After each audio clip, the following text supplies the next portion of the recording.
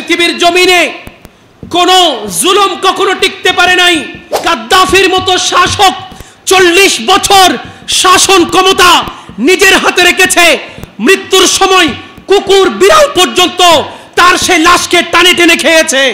হক বলার মানুষ সমাজে যখন কমে যায়, সেই অবস্থা থেকে মৃত্যু শ্রেয়। আপনি পৃথিবীর সব কিছুকে ডিনাই করতে পারবেন, ইউ ক্যান ডিনাই এভরিথিং, করতে পারবেন।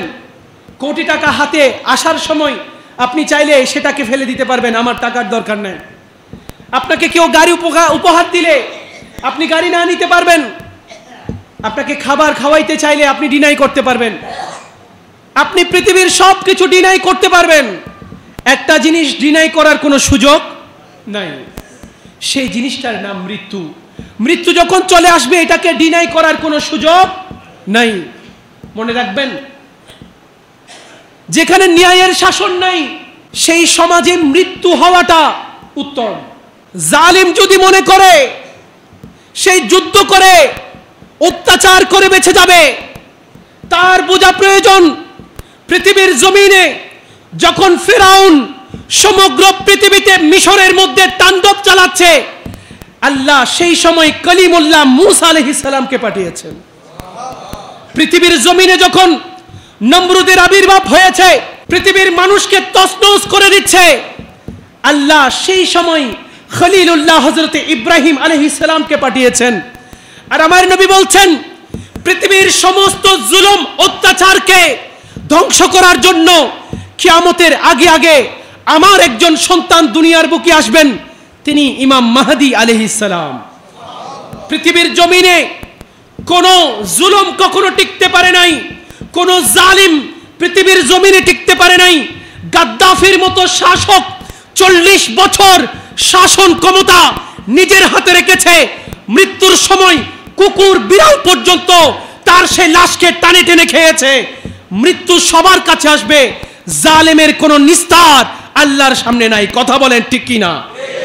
এজন্য অন্যায়ের বিরুদ্ধে যখন মানুষ কথা বলতে পারবে না, মনে রাখবেন কিয়ামত অতীব সন্নিকটে, কিয়ামত খুব কাছে চলে এসেছে।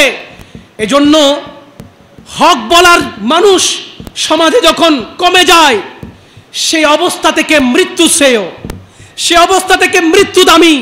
আল্লাহ আমাদেরকে বুঝার তৌফিক দান করুন। এবং রবের কাছে সবসময় প্রার্থনা করি, আল্লাহ জিন্দেগিতে হাজার গুনাহ করেছি, আল্লাহ এমন একটা সিজদা করার তৌফিক দিও যে সিজদায় তুমি রাজি হয়ে যাবা, কায়নাত রাজি হয়ে যাবে। আল্লাহ জুলুম জীবনে কম করি নাই, অত্যাচার পাপাচারিতা কম করি নাই।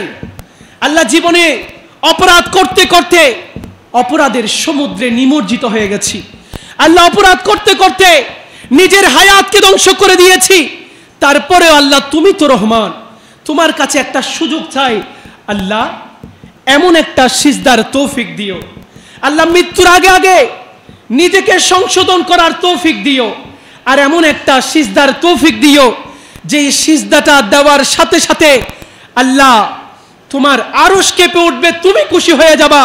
আল্লাহ ওই রকম একটা সিজদার তৌফিক আমাদেরকে নসিব করিও।